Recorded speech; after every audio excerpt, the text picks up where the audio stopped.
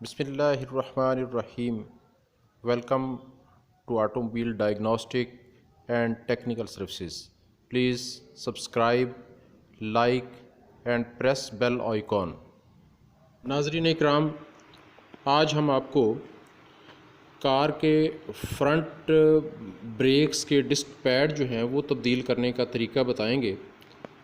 आगाज़ से पहले हमारे इस चैनल को सब्सक्राइब कीजिए, वीडियो को लाइक कीजिए और बेल आइकॉन को प्रेस कीजिए ताकि आने वाली हर वीडियो बाकायदगी से आप देख सकें और उससे इस्तिफ़ादा हासिल कर सकें। नाज़रीन इकराम, डिस्क पैड रिप्लेसमेंट की ज़रूरत उस वक़्त पेश आती है जिस वक़्त ब्रेक लगाने पर ब्रेक्स में से अब नॉर्मल नॉइज़ जो है वो आना शुरू हो जाए, डिस्क पैड की ब्रेक लाइनिंग जो है वो घिस जाए और घिसने की वजह से मेटल जो है वो मेटल के साथ टच हो, उससे पहले ही रिप्लेस कर देना चाहिए। उससे पहले सेंसर की अब नॉर्मल नॉइज़ जो है वो सुनाई देती है, तो ऐसी सूरत में डिस्क पैड रिप्लेस करना चाहिए। ब्रेक ऑयल चेक करने पर जिस वक्त आप ये देखें कि ब्रेक ऑयल का लेवल जो है वो कम हो गया है, तो उस वक्त भी इस बात का अंदेशा होता है कि डिस्क पैड या ब्रेक शूज़ घिस गए हैं, जिसकी वजह से ब्रेक ऑयल का लेवल डाउन हो गया है। लेकिन ये सूरत में होता है जिस वक्त ऑयल जो है वो किसी जगह से लीकेज ना हो। तो आइए आगाज़ करते हैं डिस्क पैड रिप्लेसमेंट का। व्हील हमने खोल लिया है। अब व्हील खोलने के बाद डिस्क पैड के कैलिपर जो हैं, कैलिपर का बोल्ट लूज़ करेंगे। ये नाज़रीन आप देख रहे हैं, तो उसके लिए हम सॉकेट और रेचेट रॉड का इस्तेमाल कर रहे हैं।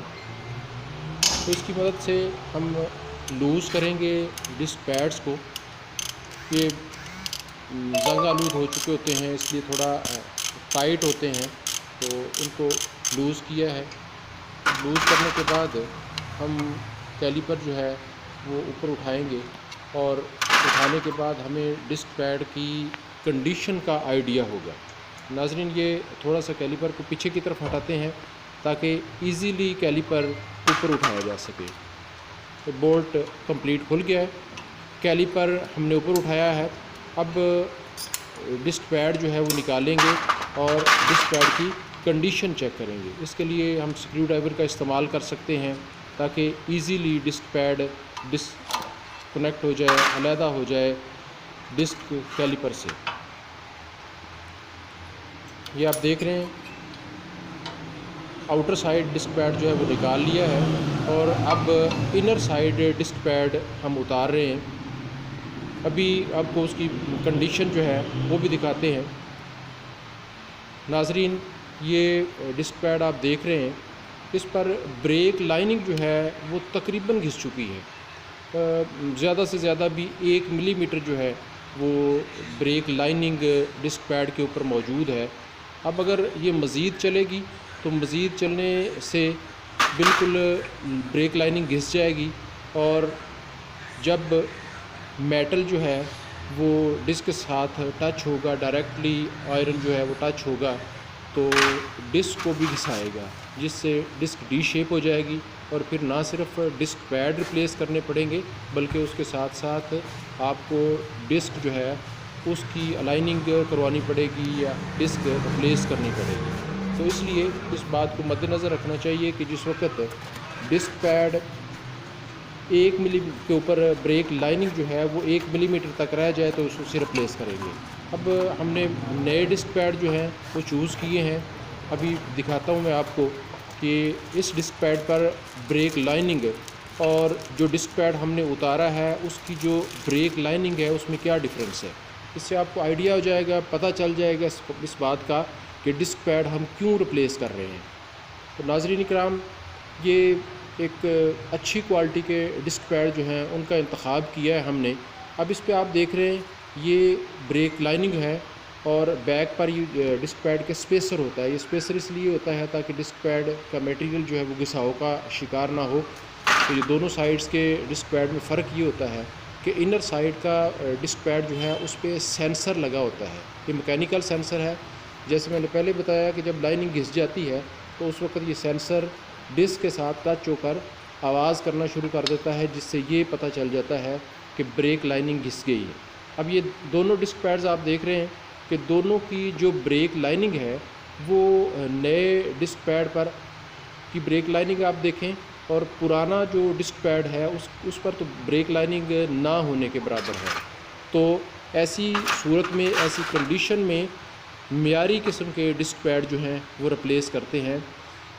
तो डिस्क पैड फिटिंग का अभी तरीका आपको बताएंगे। इससे पहले आपको जो है डिस्क पैड खोलने का तरीका बताया गया है। ये मैच कर रहे हैं कि डिस्क पैड जो है पुराना और नया डिस्क पैड दोनों एक साइज़ के हैं, सेम साइज़ है दोनों का। ये दोनों साइड्स इसकी हम चेक करेंगे और इसमें ये देखेंगे कि सेम साइज़ है, ताकि इजीली नया डिस्क पैड जो है वो फिट किया जा सके।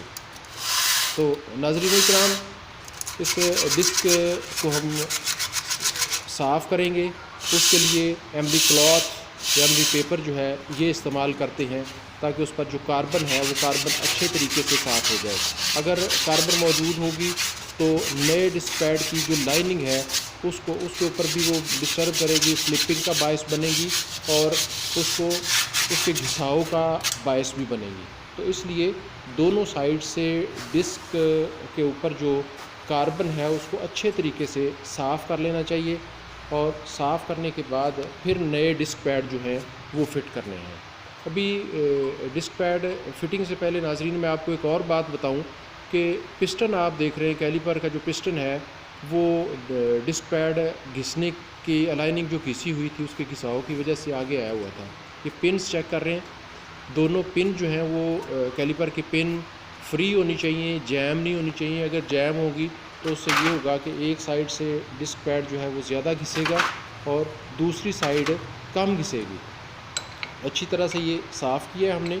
अब साफ़ करने के बाद नया डिस्क पैड जो है वो लगाने से पहले पिस्टन जो है उसको स्पेशल टूल की मदद से, ये स्पेशल टूल है, इस स्पेशल टूल की मदद से हम पिस्टन को पीछे की तरफ धकेलेंगे। सिंपल सा टूल है, ये टूल मार्केट में भी अवेलेबल है और ख़ुद से भी आप इसको डिज़ाइन कर सकते हैं, ख़ुद से बना सकते हैं। आसान सा है, कुछ मुश्किल नहीं है इसमें। जस्ट एक स्टड है, जिस स्टड ने पिस्टन को पीछे की तरफ धकेलना है। तो अभी हमने इसको लूज़ किया है। लूज़ करने के बाद पुराना डिस्क पैड जो है वो पिस्टन के साथ रखेंगे, ताकि डिस्क पैड पीछे की तरफ धकेल दे पिस्टन को। पिस्टन को इसलिए धकेलना ज़रूरी होता है क्योंकि पहले पैड जो हैं उनकी लाइनिंग घिसी हुई थी, उनकी वजह से पिस्टन जो है वो काफ़ी हद तक बाहर निकला हुआ था। अब अगर इसी तरह से हम नए डिस्क पैड फिट करना चाहेंगे तो पिस्टन जो है वो रुकावट बनेगा। तो ये स्पेशल टूल की मदद से हम पिस्टन को पीछे की तरफ धकेल रहे हैं। पिस्टन को बिल्कुल पीछे, फुल पीछे धकेलना है, ताकि पूरी तरह से स्पेस जो है वो जगह जो है वो खाली हो जाए और इजीली पिस्टन नए डिस्क पैड लगाने की सूरत में फ़िट हो सके। नाजरीन, ये अब नए डिस्क पैड जो है वो हम फिटिंग कर रहे हैं। ये इनर साइड, फिर दोबारा से मैं बताऊंगा आपको कि इनर साइड की पहचान ये होती है कि इसके साथ मैकेनिकल सेंसर जो है वो मौजूद होता है और आउटर साइड के साथ कोई सेंसर नहीं होता, उसकी आउटर साइड प्लेन है। तो इस आउटर साइड डिस्क पैड की हम फिटिंग करेंगे। अब ये आपको दिखाया जा रहा है ताकि आप देख लें कि इसके साथ कोई सेंसर नहीं है। स्पेसर अच्छी किस्म के अगर आप डिस्क पैड परचेज़ करेंगे तो उनकी लाइनिंग जो है उस पर आपने गौर करना है कि लाइनिंग फाइबर एस्बेस्टास हो या एस्बेस्टास लेस हो।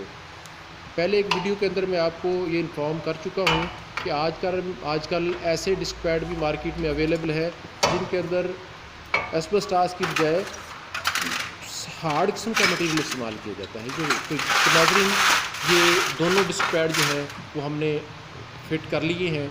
अभी जिस तरीके से हमने खोला था उसके अपोजिट डिस्क पैड हम की फिटिंग के बाद बोल्ट हमने खोला था और अभी उस बोल्ट को हम साफ़ करके दोबारा से लगाएंगे और उसकी फिटिंग हो जाएगी। तो ये तरीक़ाकार होता है डिस्क पैड को असेंबल करने का। इस तरीके से हम इजीली अपनी गाड़ी के डिस्क पैड, या अगर मैकेनिक्स हैं, नए मैकेनिक्स हैं स्पेशली तौर पे, तो वो डिस्क पैड आसानी से रिप्लेस कर सकते हैं।